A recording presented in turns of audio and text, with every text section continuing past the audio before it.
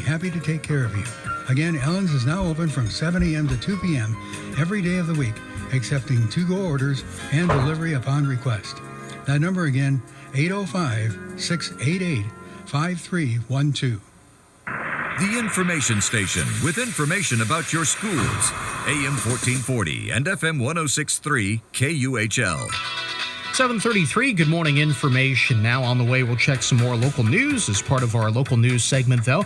It's time to talk food with our favorite grocery gal, Amy Goldsmith. Amy has helped to launch and grow some of the most well-known brands that many of us eat, or at least see on the grocery shelves. She's a food industry insider and lives her life as a food finder, looking for the best new products and trends. You can follow Amy and direct message her any questions through Facebook and also on Instagram at The Grocery Gal. Amy, first of all, good morning to you. Good morning, Ben. So I got to ask you, are you getting any smoke where you are there in Southern California? Not so bad. No, not. It's a little hazy, but I don't know if that's from the smoke or just the heat in general. Oh, yeah. I know it has been hot over the past couple of days. So anyway, Amy, we had a listener call in and ask about milk, and it sounds like this listener might be lactose intolerant and was concerned about how to get calcium if you can't eat dairy products. It's an interesting dilemma. So any suggestions for us? Well, thank you to the caller. This is actually a topic that's really close to my heart. My big brother is severely lactose intolerant. And from him, I learned that you'd be really surprised, actually, how many products contain dairy. I mean, listen, when we were younger, he used to have to put fruit juice on his cereal because there really weren't that many, milk alternative options at the time, or that, at least any that kind of tasted good. But fortunately now, there are so many non-cow and goat milk options in vegan foods that he, like many others, have countless options. Sure. So maybe people aren't familiar, but what does being lactose intolerant mean? So lactose intolerance is when your body has trouble digesting lactose. And lactose is a sugar that's naturally found in milk and dairy products. And this is because you don't have enough of an enzyme called lactase. So you need lactase to break down the lactose.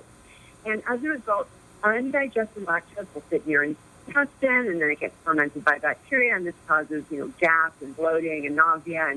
But it's important to note, because lactose intolerance is different from a milk allergy. A milk allergy is when your body is allergic to a protein in milk. So you may have heard or seen these commercials for a brand of milk called A2. Well, cows have A1 and A2 proteins. Now, A2 milk only has the A2 protein and comes from cows that somehow only have an A2 protein. So if you're lactose intolerant, the protein isn't the problem. So A2 is not the solution.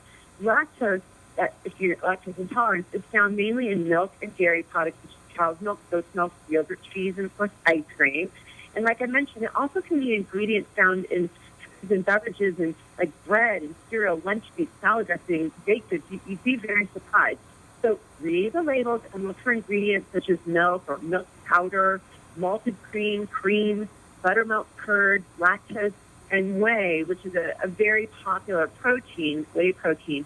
But also note that like foods, when you read the ingredients that contain lactic acid or lactate or casein, they don't have lactose. You're fine with those. Okay. We're speaking to grocery gal Amy Goldsmith here on KUHL. The time 7:37.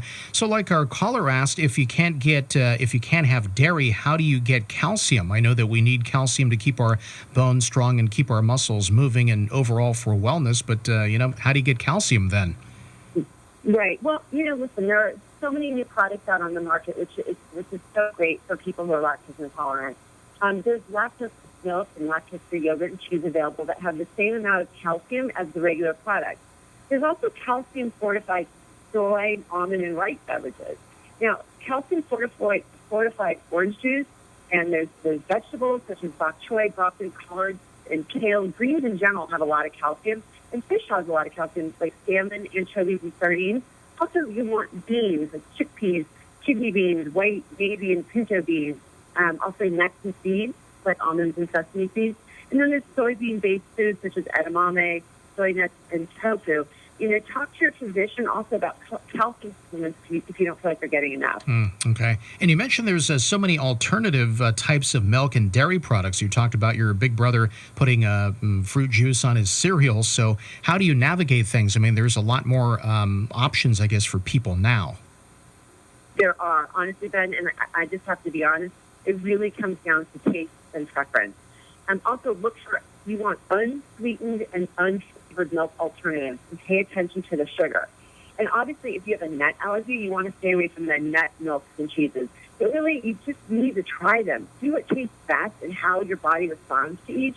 You also may like different milks for different reasons. Maybe one to drink, one for cereal, or one for coffee. But like you said, there's so many alternatives. There's soy, there's cashew milk, almond milk, coconut milk, macadamia milk, rice milk, flax milk, hemp milk, and oat milk. And I'm sure I'm missing a few.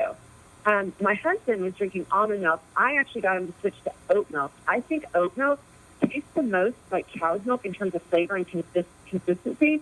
And almond milk, though, is by far the most popular. And it's really easy on the taste side, but honestly, it's terrible for the environment. Huh, I didn't know that. So how is almond milk bad for the environment? So 80% of the world's commercial almond production comes from California. And almond cultures demand huge amounts of water. In fact, a recent study estimated that the total water footprint for one California almond, 3 gallons of water. Wow. So these nuts are thirsty, and quite honestly, it contributes to our drought conditions. And look, even for someone who's not green and all into saving the earth, I think we can all agree that 3 gallons of water to produce one almond is excessive. So, look, oat milk has the smallest environmental footprint, coincidentally, but like I said, I see it taste the most like cow's milk. Oh, all right. I might have to try that. Oat milk, okay. Are there any brands that we should look for? Again, try them out for yourself. But personally, I like Oatly for oat milk. Calicia has a variety of plant-based, plant and nut-based products that are delicious. Milkadamia, if you want to try the macadamia milk. Silk has been around forever. Rice Dream for rice milk. Also, look for cheeses. Again, you need to try those. Some of them melt kind of funky, so just give it a try. But Good Planet cheese is a coconut-based cheese.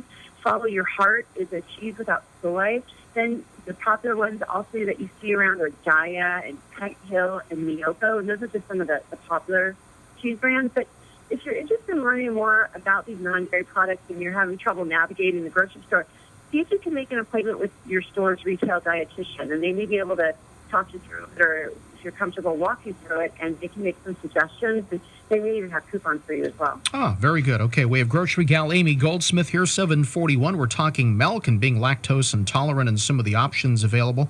It sounds like you should read the labels and just have some trial and error with products. It might take a while. Exactly. And also, look, ask your friends. If you have a friend or colleague with a similar palate to yours, they may know. They may have some suggestions to help narrow it down for you. All right. We got a little bit of time here, Amy, so we've got something maybe kind of fun for people to ponder. But so a question, if it's not dairy, can it still be called milk or cheese? Right. I mean, that's a great question. And it depends who you ask. If it doesn't move, it's not milk, right? So, or meat, actually, at this point now. The milk industry is arguing for stricter labeling rules, and they don't want things that aren't from animals to be called milk. They've gone to court, and they will be going back to court, I'm sure, several times with this debate. This is now applying not only to calling something milk, but calling something cheese, and now calling something meat. So this is the industry lobbyists are arguing on both sides, and we always joke in the industry it's sort of like a hot dog. Is a hot dog a sandwich? It's between two pieces of bread, but you don't really call it you don't call it a sandwich. So it's the same kind of argument with milk and cheese and now meat. Is it? If it's not from a live animal. Interesting, yeah. And then there's something I think called cheese food. So I don't know what that is. That's weird. Cheese food? Yeah, I thought there was something called cheese food. I'm not familiar with that. All right, well, can you research for me? You know I will. Okay. You know I will. All right. Anyway, thanks so much for the caller asking about milk and being lactose intolerant. I'm sure this affects a lot of people. But by the way, you can follow Amy and direct message her any questions through Facebook and also on Instagram at The Grocery Gal. Amy, some good information for us today. We'll do it again hopefully next week with you. Okay, great. Thank you. All right. Don't forget birthdays and anniversary wishes. 928-1440 is the number, 928-1440. And, of course, we'll get on that information right before 8 o'clock. 7:43 information now. Serving radio.